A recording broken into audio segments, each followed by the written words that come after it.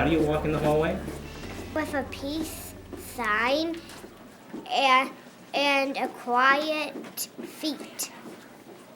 You walk normal, you don't knock on doors, you don't slide on your belly, and if you knock on doors or wave when they're in their classrooms, then they'll get interrupted. You can't stomp your feet or else you interrupt the other class.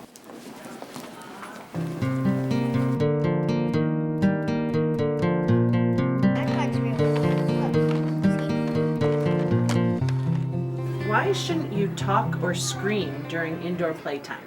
Because you might interrupt someone or you might interrupt the teacher when they're doing something. Why can't you run at indoor recess time? It's because you might bump into someone and they might hit their head on the wall or on the ground.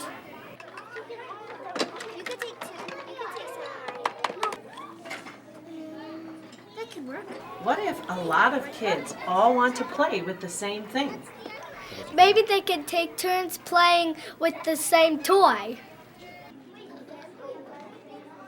What should you do if you are playing with someone and they start arguing with you? You should tell them it's okay and we should share. Guys, I'm stuck in...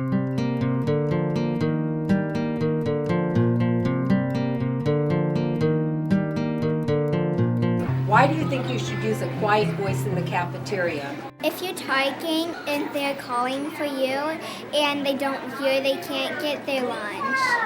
What is the proper behavior for waiting in line to get lunch? You should have your hands at your side, no talking, say please and thank you, and get your lunch.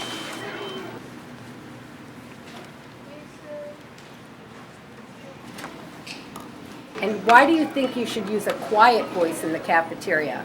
The lunch aides call names, and if you're not quiet, then you can't hear your name and you wouldn't have time to get lunch or even eat lunch.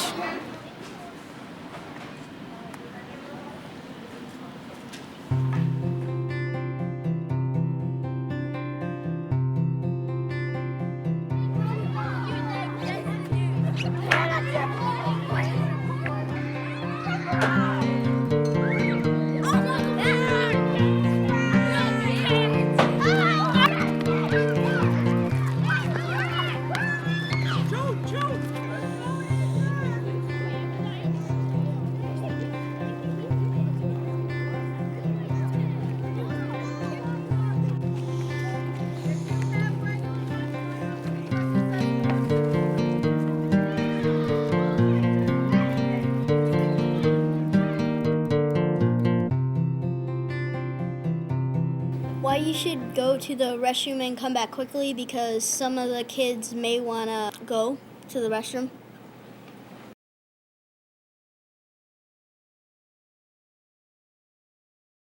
We have to sign up to go to the restroom for our teacher knows where we are at all times. Our procedures are: number 1, get permission. Number 2, sign out so Mrs. Lobb knows where you are. Number 3, be neat, hurry up, and make sure you get back to class quick. I enjoy coming to the library because it's nice and quiet, and I get to study here sometimes and get books. I enjoy coming to the library because it's just a change. Because when you're in your classroom, it's really sometimes it can be loud and you can't concentrate. So I like coming to the library because it's a nice, quiet place where you can really concentrate on what you're doing. When you visit the library, your behavior should be calm, quiet, be respectful that others are there, and just to be quiet in general because there can be other classes in here. And we have the privilege of coming here, so it's nice to stay quiet so you can keep enjoying your privilege to stay. The best way to find a book is to use a shelf marker, because sometimes if you decide to read it and you don't enjoy it, you may need to put it back and you might lose your spot. So that's why you use your shelf marker.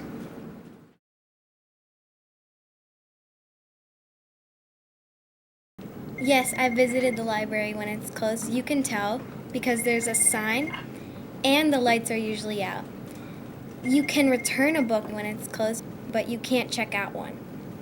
Well, first you should go up to the librarian and go to the desk, and she'll ask for your name and last name and what class you're in, and then you tell her what your name is and your last name and what class you're in, and then she scans the barcode on your book, and then you can just leave. And sometimes you have to wait in a long line and to get your book, and if you want to go do something and you need to get it back to your teacher quickly, then you can ask the librarian to hold your book.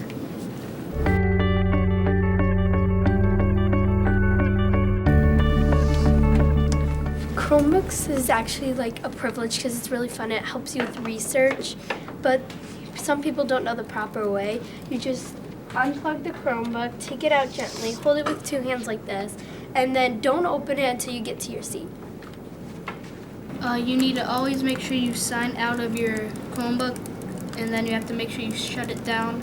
And when you shut it down, you make sure it's closed. You carry it with both hands over to the white slot. You get down, push in gently, and make sure you plug it in the right one.